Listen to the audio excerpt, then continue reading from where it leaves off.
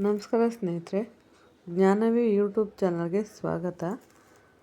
ನಾನಿವತ್ತು ಬೇಗ ರೆಡಿ ಆಗೋಂಥ ರವೆ ದೋಸೆ ಮಾಡ್ತಾಯಿದ್ದೀನಿ. ಇದಂತೂ ಬೇಗನೆ ರೆಡಿ ಆಗುತ್ತೆ. 10ರಿಂದ 15 ನಿಮಿಷದೊಳಗಡೆ ಈ ರವೆ ದೋಸೆ ನಾವು ರೆಡಿ ಮಾಡ್ಕೋಬೋದು. ರವೆ ದೋಸೆ ಮಾಡೋದಕ್ಕೆ ರವೆ ತಗೊಂಡಿದ್ದೀನಿ. ಒಂದು 150 ಗ್ರಾಮ್ 200 ಗ್ರಾಮ್ ಅಷ್ಟೈತೆ ರವೆ. ಅದಕ್ಕೆ 1-2 ಸ್ಪೂನಷ್ಟು ಅಕ್ಕಿ ಹಿಟ್ಟು. ನಾನಿಲ್ಲಿ ಮೀಡಿಯಮ್ ರವೆ ತಗೊಂಡಿರೋದ್ರಿಂದ ಇದನ್ನು ಸ್ವಲ್ಪ ರುಬ್ಕೊತೀನಿ. ಅಕ್ಕಿ ಹಿಟ್ಟು ರವೆ ಹಾಕ್ಕೊಂಡು ಎರಡೂ ನಾನು ಸ್ವಲ್ಪ ನೀರು ಹಾಕ್ಕೊಂಡು ಸ್ವಲ್ಪ ರುಬ್ಕೊತೀನಿ. ಒಂದು ಅರ್ಧ ನಿಮಿಷ ರುಬ್ಕೊಂಡ್ರೆ ಸಾಕು. ಚಿರೋಟಿ ರವೆ ತಗೊಂಡ್ರೆ ರುಬ್ಬೋದು ಏನು ಬೇಕಾಗಲ್ಲ, ಹಾಗೆ ಹಾಕೋಬೋದು. ರುಬ್ಕೊಂಡು ಇದಕ್ಕೆ ಒಂದು ಪಾತ್ರೆಗೆ ಹಾಕ್ಕೊಂಡಿದ್ದೀನಿ. ಅದಕ್ಕೆ ಸ್ವಲ್ಪ ಕೊತ್ತಂಬರಿ ಸೊಪ್ಪು, ಸಣ್ಣದಾಗಿ ಕಟ್ ಮಾಡಿರೋಂಥ ಒಂದು ಈರುಳ್ಳಿ, ಸ್ವಲ್ಪ ಎಣ್ಣೆ, ಜೀರಿಗೆ, ಉಪ್ಪು, ಕರಿಬೇವು, ಹಸಿಮೆಣಸಿನ್ಕಾಯಿ ಇದನ್ನೆಲ್ಲ ಅದನ್ನ ರವೆ ದೋಸೆ ಹಿಟ್ಟಿಗೆ ಹಾಕ್ಕೊಂಡು ಇದನ್ನೆಲ್ಲ ಮಿಕ್ಸ್ ಮಾಡ್ಕೊತೀನಿ. ಇದನ್ನೆಲ್ಲ ಹಾಕ್ಕೊಂಡ್ರೆ ತುಂಬ ಚೆನ್ನಾಗಿರುತ್ತೆ. ನಿಮಗೆಲ್ಲ ಇದು ಇಷ್ಟ ಇಲ್ಲ ಅಂದರೆ ಹಾಗೆ ಕೂಡ ಮಾಡ್ಕೋಬೋದು. ಇದನ್ನೆಲ್ಲ ಹಾಕ್ಕೊಂಡು ಮಿಕ್ಸ್ ಮಾಡ್ಕೊಂಡಿದ್ದೀನಿ ನಾನು. ಈರುಳ್ಳಿ, ಕೊತ್ತಂಬರಿ ಸೊಪ್ಪು ಹಾಕಿದ್ರೆ ತಿನ್ನೋದಕ್ಕೆ ತುಂಬ ಚೆನ್ನಾಗಿರುತ್ತೆ. ಅದಕ್ಕೆ ಇಲ್ಲಿ ಹಾಕ್ಕೊಂಡಿದ್ದೀನಿ. ಇದನ್ನು ಕ್ಲೀನಾಗಿ ಮಿಕ್ಸ್ ಮಾಡಿಬಿಟ್ಟು ಇದು ದೋಸೆ ಹಿಟ್ಟಿಗಿಂತ ಸ್ವಲ್ಪ ತೆಳ್ಳಗೆ ಇರಬೇಕು. ಒಂದು 5 ನಿಮಿಷ ನೆನೆಯೋದಕ್ಕೆ ಬಿಡ್ತೀನಿ. ರವೆ ಸ್ವಲ್ಪ ಒಂದು 5 ನಿಮಿಷ ನೆನೆಯಲಿ. ಅಷ್ಟರಲ್ಲಿ ಕಡಲೆಬೀಜ ಚಟ್ನಿ ಮಾಡ್ಕೊತೀನಿ. ಒಂದು 3 ಸ್ಪೂನಷ್ಟು ಕಡಲೆಬೀಜ ತಗೊಂಡು ಇದನ್ನು ಹುರ್ಕೊತಾ ಇದ್ದೀನಿ. ನೋಡಿ, ಇಷ್ಟು ಹುರಿದಿದ್ದಾದರೆ ಸಾಕು. 1-2 ಹಸಿಮೆಣಸಿನ್ಕಾಯಿ, 3 ಒಣಗಿದ ಮೆಣಸಿನ್ಕಾಯಿ ಹಾಕ್ಕೊಂಡು ಇದನ್ನು ಸ್ವಲ್ಪ ಹುರ್ಕೊತೀನಿ. ಇವಾಗ ಸ್ವಲ್ಪ ಕರಿಬೇವು, 1-2 ಪೀಸ್ ಬೆಳ್ಳುಳ್ಳಿ ಸಾಕು. ಬೆಳ್ಳುಳ್ಳಿ ಇಷ್ಟ ಇಲ್ಲ ಅಂದರೆ ಸ್ಕಿಪ್ ಮಾಡ್ಬೋದು.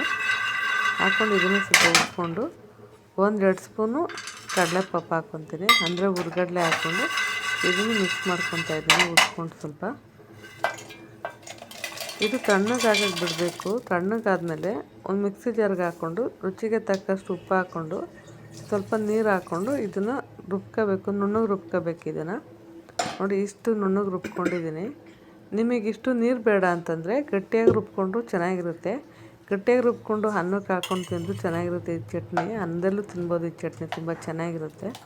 ನೋಡಿ, ಇಷ್ಟು ದೋಸೆ ಹಿಟ್ಟನ್ನು ಅದಕ್ಕಿಂತ ಸ್ವಲ್ಪ ತೆಳ್ಳಗೆ ಮಾಡ್ಕೋಬೇಕು. ಈ ದೋಸೆ ಹಿಟ್ಟನ್ನ ಒಂದು ಹಂಚಿಟ್ಕೊಂಡಿದ್ದೀನಿ. ಹಂಚಿಗೆ ಸ್ವಲ್ಪ ಎಣ್ಣೆ ಹಚ್ಕೊತಾ ಇದ್ದೀನಿ. ಈ ದೋಸೆ ಅಂತೂ ಬೇಗನೆ ರೆಡಿ ಆಗುತ್ತೆ.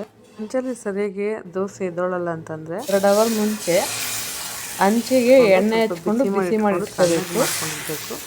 ನೋಡಿ, ದೋಸೆ ಹಿಟ್ಟೆಲ್ಲ ಈ ಥರ ಹಾಕ್ಕೊತಾ ಇದ್ದೀನಿ. ನಾನಿಲ್ಲಿ ಮೇಲೆ ಎಣ್ಣೆ ಏನು ಹಾಕ್ಕೊತಾ ಇಲ್ಲ. ನಿಮಗೆ ಎಣ್ಣೆ ಬೇಕು ಅಂತ ಈ ದೋಸೆ ಮೇಲೆ ಎಣ್ಣೆ ಹಾಕೋಬೋದು. ನಾನು ಒಂದು ಕ್ಯಾಪ್ ಮುಚ್ಚಿ ಇದನ್ನು ಬೇಯಿಸ್ಕೊತೀನಿ. ಎಣ್ಣೆ ಏನು ಹಾಕ್ಕೊಂಡಿದ್ದಿಲ್ಲ ನಾನು, ಹಾಗೆ ಬೇಯಿಸ್ಕೊತಾ ಇದ್ದೀನಿ. ಹಾಗೆ ಕೂಡ ಚೆನ್ನಾಗಿರುತ್ತೆ. ನೋಡಿ, ಇವಾಗ ಕ್ಲೀನಾಗಿ ಬೆಂದೈತೆ. ಇದು ಕ್ಲೀನಾಗಿ ಬೆಂದಮೇಲೆ ಈ ಥರ ಎತ್ತಬೇಕು, ಅದೇ ಬಿಟ್ಕೊಳ್ಳುತ್ತೆ ಕ್ಲೀನಾಗಿ ಬೆಂದಿದ್ರೆ. ನಿಮಗೆ ಇನ್ನೂ ಗರ್ಗರಿಯಾಗಿ ಬೇಕು ಅಂದರೆ ಸ್ವಲ್ಪ ನೀರು ದೋಸೆ ಅದಕ್ಕೆ ನೀವು ಹಿಟ್ಟನ್ನ ಕಲಿಸ್ಕೊಂಡು ತೆಳ್ಳಗೆ ಹಾಕೋಬೋದು. ನಾನಿಲ್ಲಿ ಸಾಫ್ಟಾಗಿ ಮಾಡ್ಕೊಂಡಿದ್ದೀನಿ. ನೋಡಿ, ಈ ರೀತಿ ಆಗೈತೆ. ಎಲ್ಲನೂ ಅದೇ ಥರ ನಾನು ಮಾಡ್ಕೊಂಡಿದ್ದೀನಿ. ಇನ್ನೂ ಯಾರೆಲ್ಲ ನನ್ನ ಚಾನಲ್ಗೆ ಸಬ್ಸ್ಕ್ರೈಬ್ ಮಾಡಿಲ್ಲ, ಪ್ಲೀಸ್ ಸಬ್ಸ್ಕ್ರೈಬ್ ಮಾಡಿ. ಎಲ್ಲನೂ ಅದೇ ರೀತಿ ಹಾಕ್ಕೊತಾ ಇದ್ದೀನಿ. ಇದು ದೋಸೆ ಹಿಟ್ಟು ತುಂಬ ತೆಳ್ಳಗಿರಬೇಕು. ತೆಳ್ಳಗಿರೋನ ಕ್ಲೀನಾಗಿ ಬರೋದು.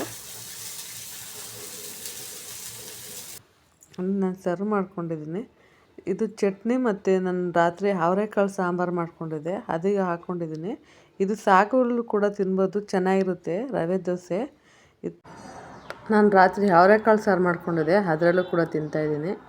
ದೋಸೆ ಅಂತೂ ತುಂಬ ಸಾಫ್ಟಾಗಿ ತುಂಬ ಚೆನ್ನಾಗಿ ಬಂದೈತೆ. ವಿಡಿಯೋ ಇಷ್ಟ ಆದರೆ ಲೈಕ್ ಮಾಡಿ, ಶೇರ್ ಮಾಡಿ. Thank you for watching.